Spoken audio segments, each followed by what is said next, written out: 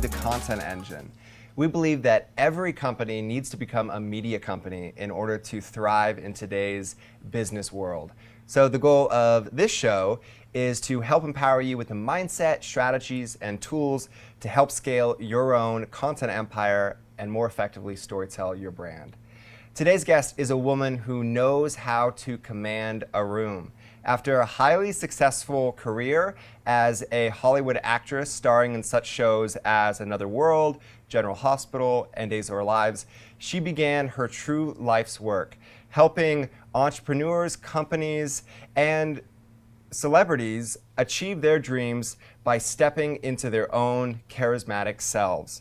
Through her coaching, speaking, and programs such as Charisma on Camera, she's helped empower thousands of people to really discover their own authentic voice and achieve greater success in all aspects of their lives. So I would like to welcome Sandra Dee Robinson. Hey, thanks for having me. Thank you for being here. Yeah, it's a great intro. Am I done now? That sounded pretty good. Yeah, I guess we should just end on a high note, and that's good, fine. you know. But yeah, I'll admit this is our first day of doing these interviews for the show. So you know, just. I love that you guys are doing this. You're bringing great stuff. Well, thank you. Yeah, and I'm really looking forward to our conversation. Super. Yeah. So just to start things off, I'm fascinated by your transition in your life from being a Hollywood actress and playing the roles of other people, you know, to now helping other people discover who they truly are. Can you kind of talk about what what that journey's been like for you? It does sound a little funny, and it should, because it is kind of perverse. Because I, like a lot of artists, and I work with musicians and other artists, and I do find that even fine artists will hide behind their work. So it's ironic that I'm teaching people to be themselves when I actually went into acting so that I could be anybody but me. So I didn't have that comfort or that self-esteem. Like a lot of people, I call it bad programming. You know, somebody said something to you. It started actually with one of my parents. My dad was awesome, so you can figure that one out. And and it was really, there were some really hurtful things that were said to me. And then as I got older, I went through some bullying in high school, like so many people do. But I really took all that to heart. So by the time I was old enough and offered the ability to act and become someone else, that was my saving grace. I just dove into that completely. And I think a lot of artists do that. The problem came when you mentioned some of the shows that I was on, and I had a great fan following. I couldn't even look people in the eye. So with this fan following, I wasn't able to greet fans really with any, I want to say I probably didn't even come across as being polite, because I was terrified of people. And that's because you didn't have confidence. I didn't have any confidence. And so if somebody said, "Oh my gosh, you're great," and you don't believe it, you can't really stand powerfully in that moment, you know?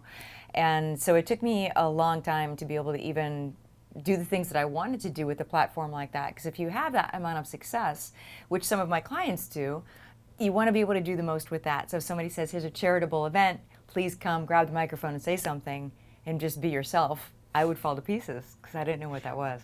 So that's why it took me a long time. Just performance coach-wise, I had 7 years and 13 different performance coaches, because I initially thought my problem was performance. Then it isn't. And performance is just the superficial aspect of coming across comfortably. It really has to come from the inside. And so that's the way I work with people. I work from the inside out, helping them find their own personal strengths in communication.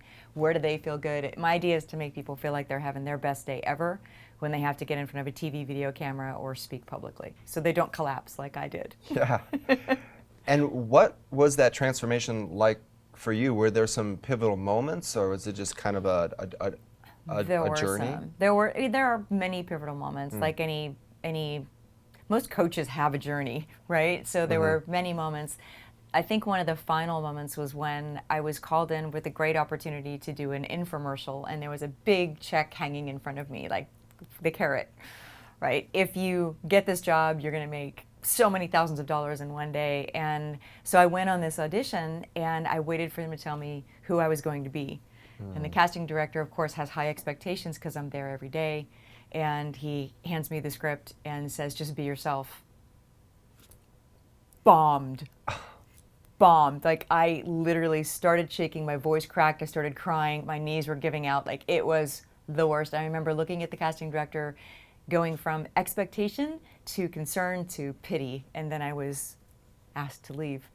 And I drove home, it's Los Angeles. I went six miles and it took 2 hours. So for the 2 hours home, I just cried in the car, and I thought, I can't keep doing what I'm doing unless I balance this out. I have to figure out what's happening. And so along the way, there were coaches that made great impressions. There were coaches I paid a lot of money to that didn't make any impression.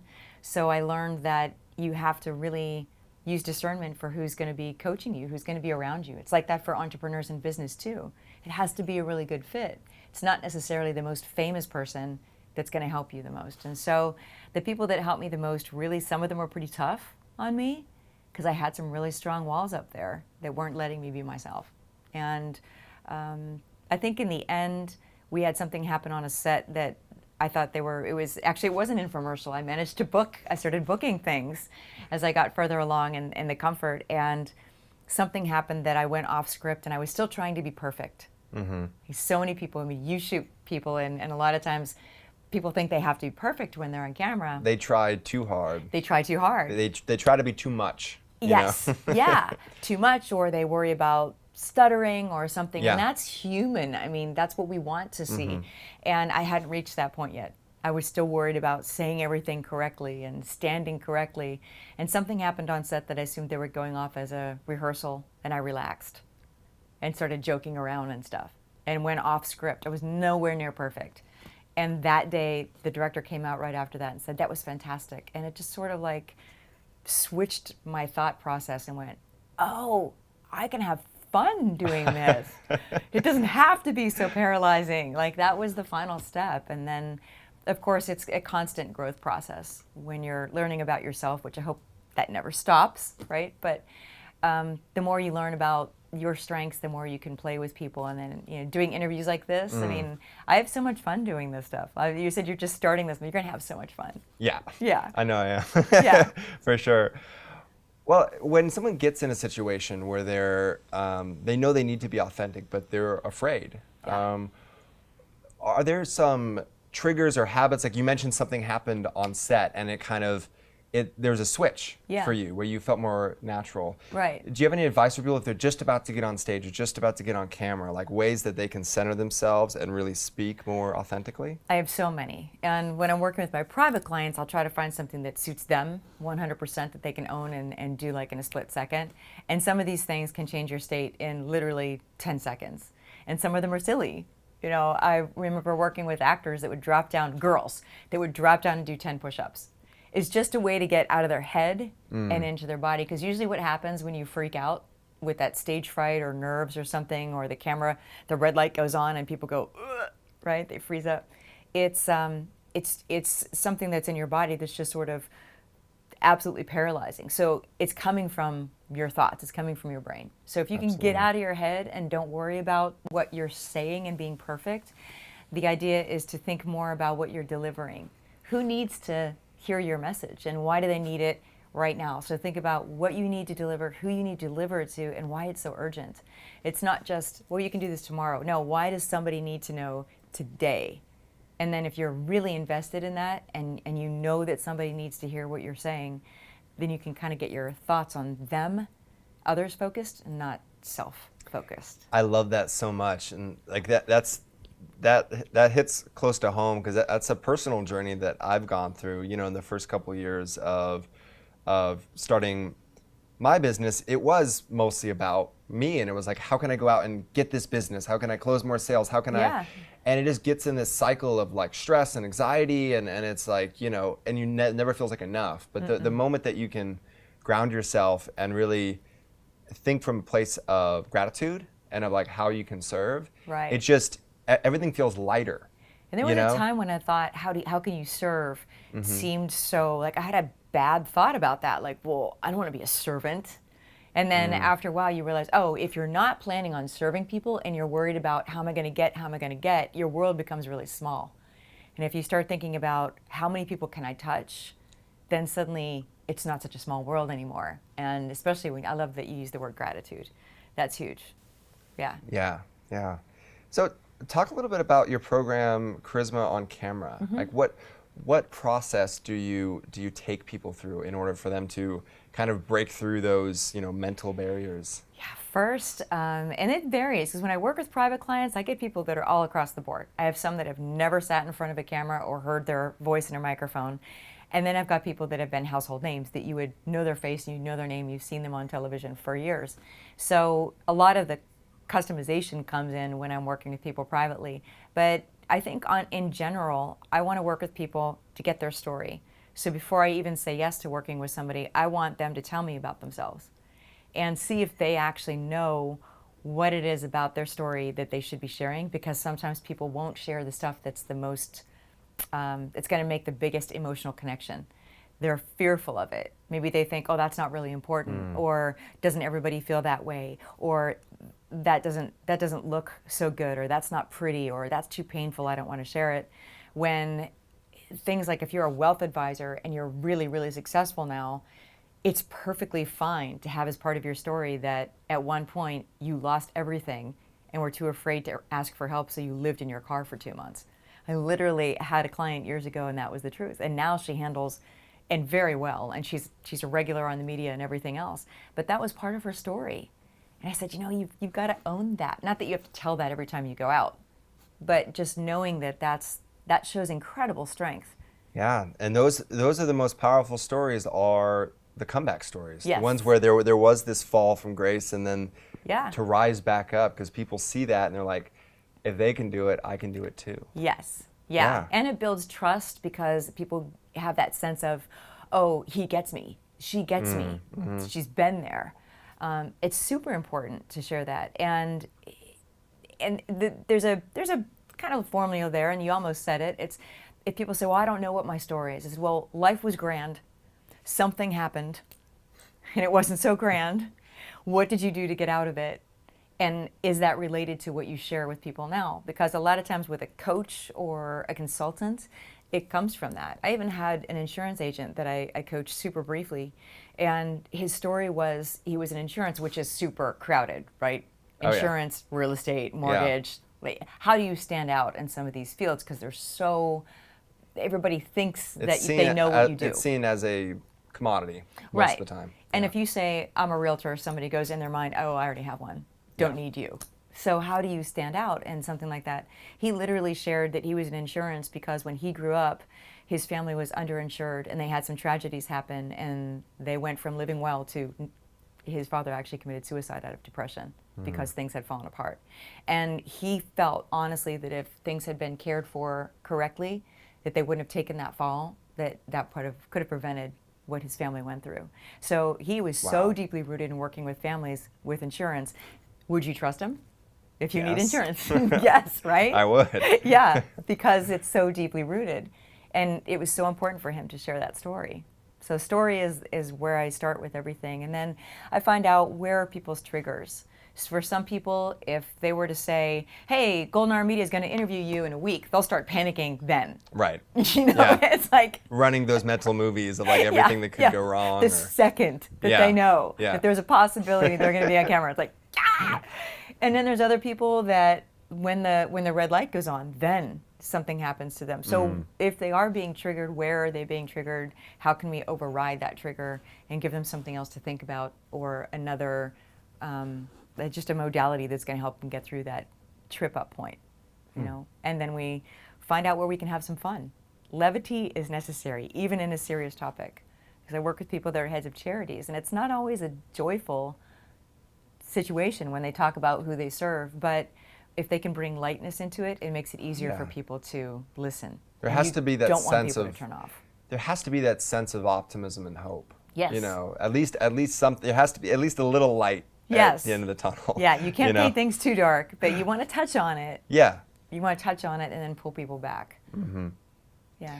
In terms of storytelling and different mediums, do you feel like everyone can achieve a certain level of success using video, or that some people are just more naturally like they should stick to audio or the written word? Like, how much of that is what you're born with, and how much is, I know it's kind of a tricky question, but I definitely have experience with that, working with different business owners and people, filming them, and some are great and some it's like, well, maybe we won't feature you in the video. We'll have like, Oh, I've got to say, and we've all seen people that are like, oh, well, maybe we shouldn't. Yeah.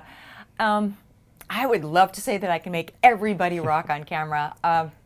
There is a small percentage of people, and folks at home do not think that this is meaning you get out of trying to be on video.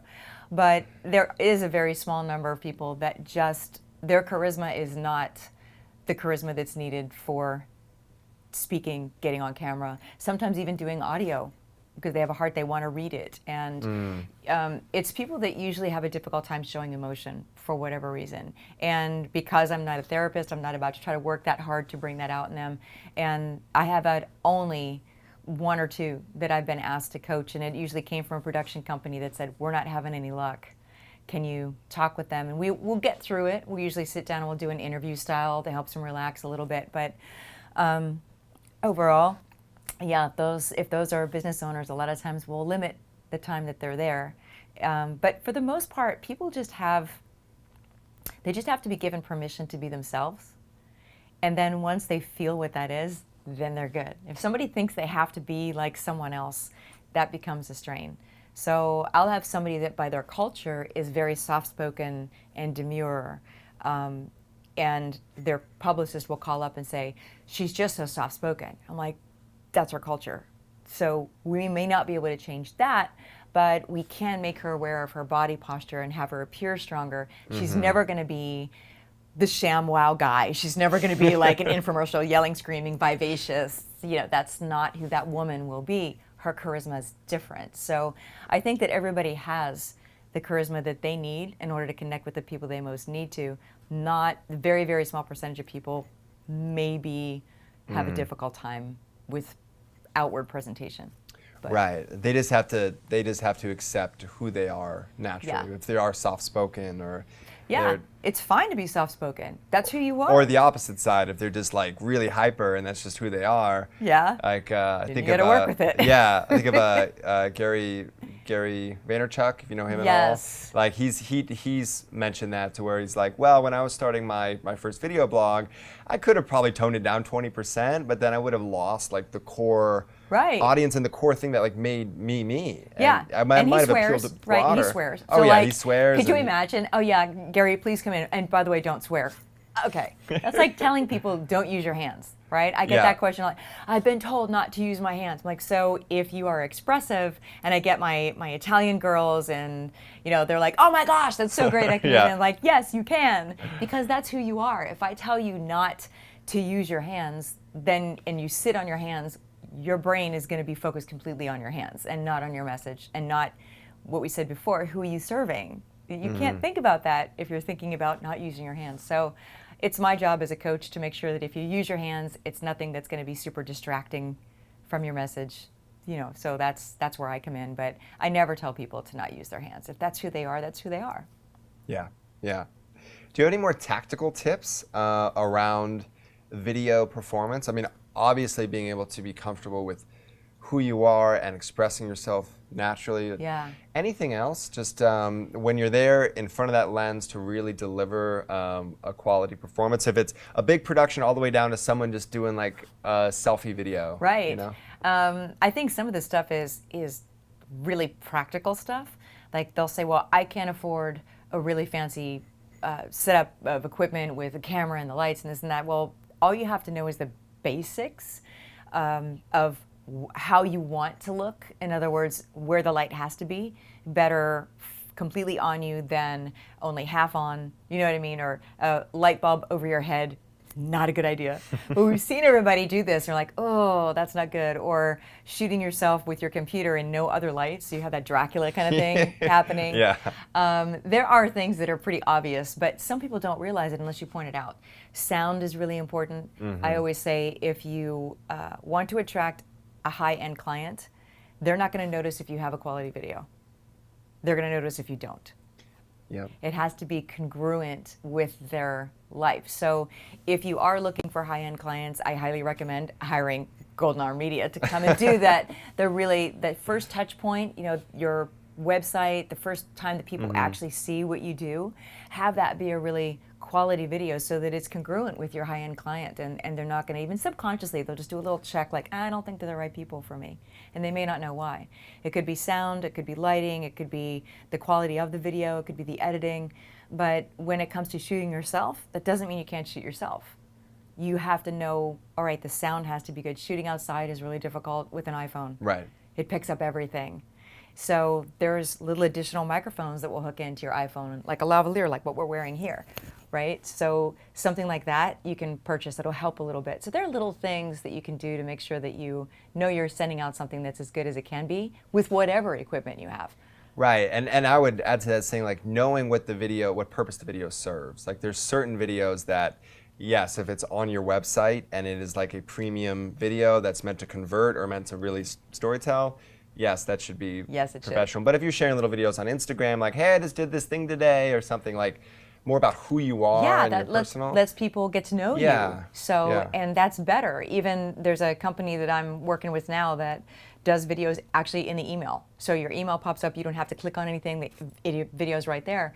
And those are moments to just make sure that people can see your face and your eyes, because that's what we connect with, and just be yourself. And that is a great balance to the super professional video that people see when they first hop on. And that requires being comfortable enough to hit that record and just go.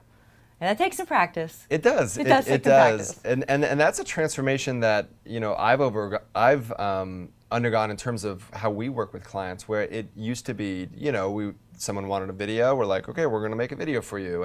And now it's much more of a blend where we recognize the power of authenticity and how there's actually certain videos that are better to be shot at lower quality because they feel more real. Yes. They don't feel put together in the same way. Yeah. So there is a real balance there. You have to know how your audience will perceive what you're putting out there and what they would be looking for at that time. So that's where you guys are awesome with that. Yeah, exactly.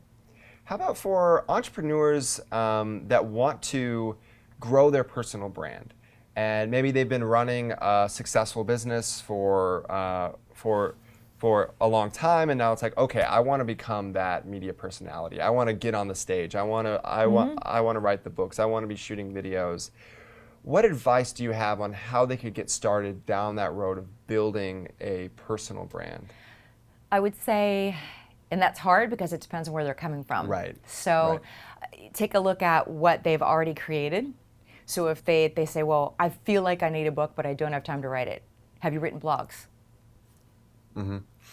That's your book. You know, each blog is a chapter in your book. And I'm doing that right now because I'm like, shoot, I need to write another book. I'm like, hang on a minute.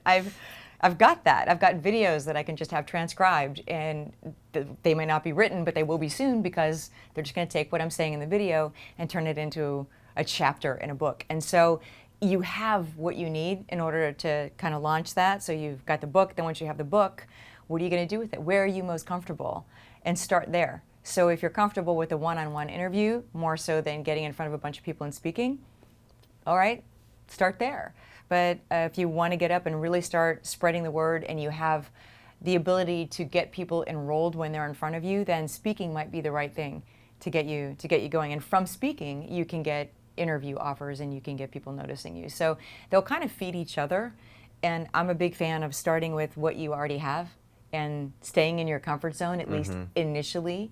You know, what feels the best to you. Because when you feel good, you're going to be able to do better. It just makes sense. So, yeah. It does. It does. Yeah, and I've noticed that, like, at times where I'm speaking from a place where I really understand the subject matter, or I'm really, you know, then sometimes I stretch, and that's when you start to think, you know, too much, because it's like, oh, I got to actually come up with what to say. Hey, I know one thing. You asked me for, and when you said, am I going around in your head, you asked me for tactical tips. This may not be popular with some people, but you may have witnessed this or experienced this. Caffeine is something to, I wouldn't say avoid, because if you're a big caffeine drinker, you don't want to go cold turkey on the day that you're speaking or doing a video, but you don't want to overshoot either. So let's just say if you've been up working on your script or trying to get yourself ready or packing your stuff to fly or whatever, and you arrive and you don't have a lot of sleep, do not overdo the coffee. Because what I've discovered, even with my professional hosting clients, I'd be sitting there looking at them one day as they're going through their session. I'm like, and they'd get stuck on something. It's like there's like a little catch in their brain. And I would turn the camera off and go, "You eaten today?" "Well, no. I mean, I had to have a protein bar or something like that." I go, "Have you had coffee?" "Yeah, I had some major like grande something or other." And I'm like, okay, this is a problem. Yeah, it'll show up. And then what happens when you have that sort of short circuit in your brain, you start to second guess your abilities, and it can be a very slippery slope. So set yourself up for success. It's also good if you're speaking or going on camera, stay away from dairy products. It'll create phlegm, and you don't want to be going all the time.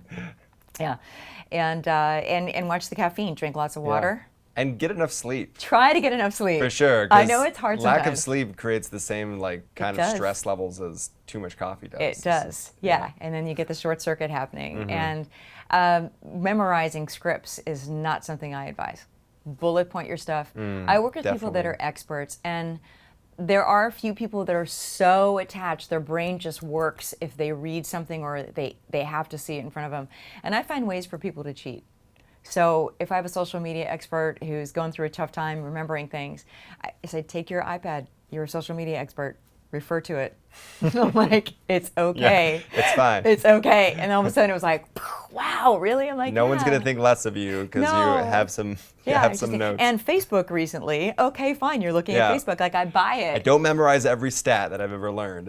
No, and that's another thing. If you're telling, I don't know if I'll remember that statistic, put it on a card. Yeah. Because it looks like you're being responsible and giving us the right numbers.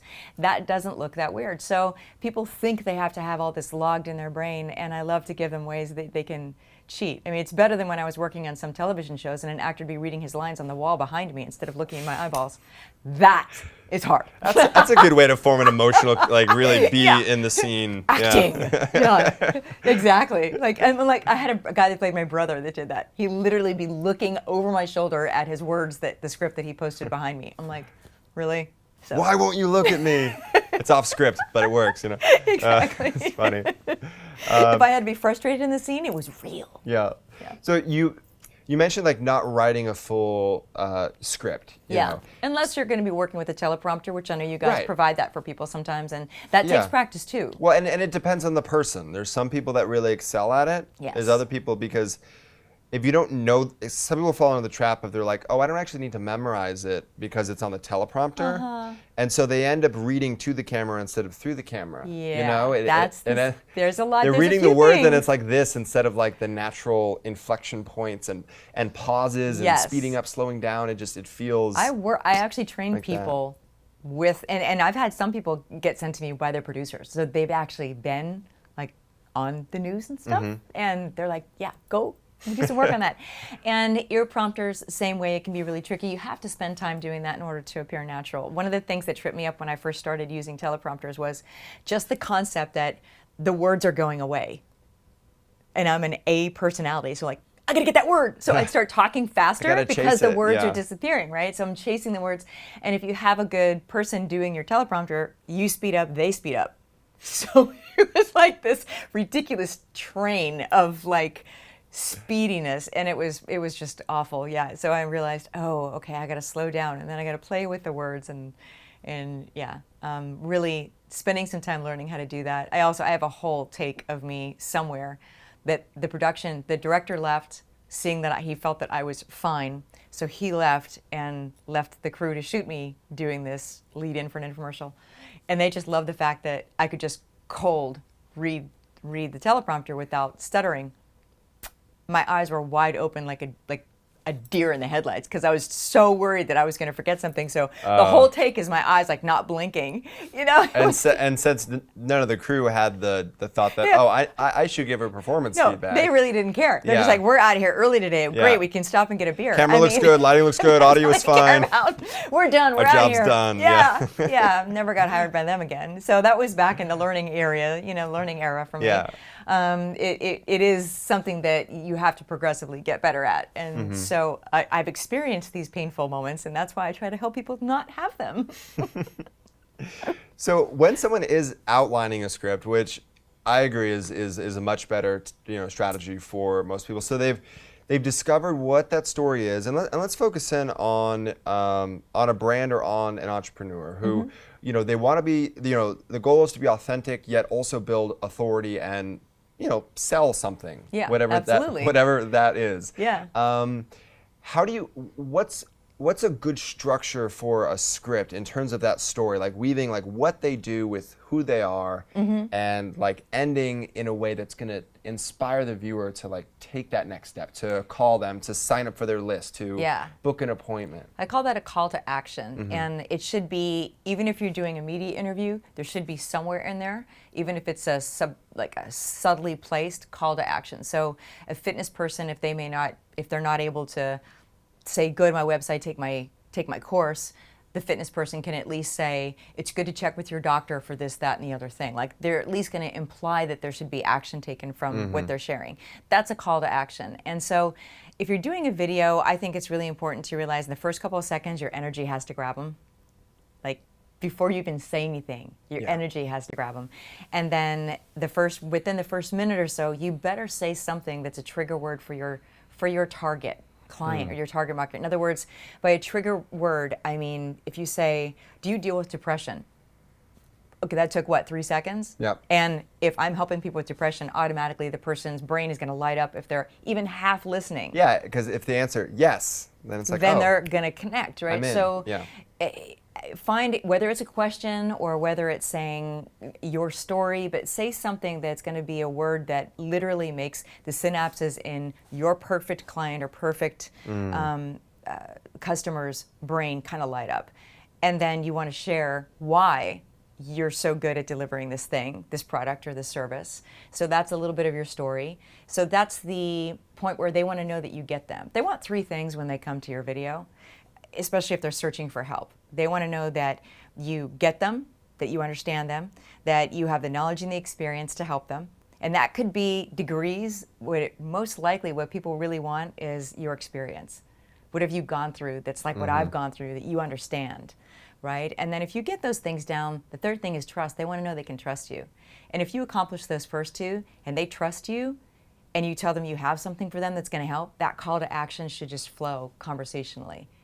And instead of saying, there's certain trigger words too. I'd like to make you an offer. I think some people that are in conferences a lot, that word will automatically make them shut down and grab hold of their wallet and like, no, I'm not going to give you anything. So I'd be interested in supporting you. I'd like to work farther with you. I'd like to brainstorm with you. There was people that say, I'll give you a free consultation. Consultation means I'm going to sell you to some people. So I invite people to be, look at the words that people are using and maybe use a different one that means the same thing, that fits with your personal language. Yeah, so, explore, discover, help. Yeah, help, support. I like support because who doesn't want to be supported? And I also don't want to obligate myself to have to sell to you. Call me up, I'll find out how I can support you. If we don't click, or if you're not the right fit for me in my business, like who I most want to work with, because if you're an entrepreneur, you want to build your message so you attract the people you most want to work with. Yeah, and it feels like in today's world where authenticity is key, and there's, you can no longer be a celebrity or a brand that's just like so far above everyone that there's not that personal have to be reachable connection. Like when you're trying to sell something, it's like the best salesmen like don't really sell. Right. They do so much up front in terms of their story and the value that they're giving it. By the time it comes to selling, it's just like natural. Right, exactly. Yeah. Well, of course I'll do that with you. Yeah. Yeah. And I think, I don't know, part of my philosophy with that is that reality shows like the Kardashians and things, we're so used to seeing these beautiful people suddenly seem real, that if we come across as being too performanced, is that even a word? That's not the right word. What am I looking for? If we look like we're performing, or we've got this down rote every time that we get up and we speak, and then you see the same person speaking and doing the exact same thing, automatically people are going to go, I don't know. I don't know if I trust that. So I think we really want to feel like we're seeing you on your best day and share that little bit of you that makes us feel like we are getting to know you. I think no matter whether you're speaking or you're telling your story in video, that has to be there. Excellent. Well, last question. Imagining that people continue to grow in terms of authenticity, and there's more people and businesses and who feel okay with expressing their true voice, and you see that. I mean, it's obviously happening. It is a worldwide movement. Yeah. What kind of effect does that have on the world? I think it should give us freedom. I mean, what I'm trying to convince people is that they can be themselves. And so a lot of times what I'll ask people when they come to work with me is, what celebrity or public figure do you feel most drawn to? And sometimes I'll get a person that thinks they have to be a certain way, and they'll give me somebody they're drawn to that is completely the opposite. Like they'll think they have to be very quiet and soft-spoken and not have any fun because they're in a corporate world. That's a common thought. It's like, yeah, I speak to corporate, so I can't have any fun. I have to be... I can't have a personality. Right? And like, no, corporations are made up of human beings, and we like to have like a little levity. Give us something that we can enjoy. And so if you have a sense of humor, by all means bring that out. Because if I'll get somebody like that and they'll say, well, I'm really drawn to Ellen DeGeneres. I'm like, whoa, that's so not any part of who I see in you. And if I just push their buttons a little bit and investigate their personality, I'll find out that when they're with their friends, they are vivacious and they are fun and they do maybe have a self-deprecating humor. And like, well, bring that in. That's going to make you feel more like yourself, as opposed to trying to be something that is square, and nobody really fits into a square. We don't do that. We are all different sizes and shapes and personalities, and as long as we're allowed to be ourselves, that should feel better to everybody involved, right? I love it. I love it. So where can people learn more about you online? Well, you can Google me. I'll pop up. Yeah.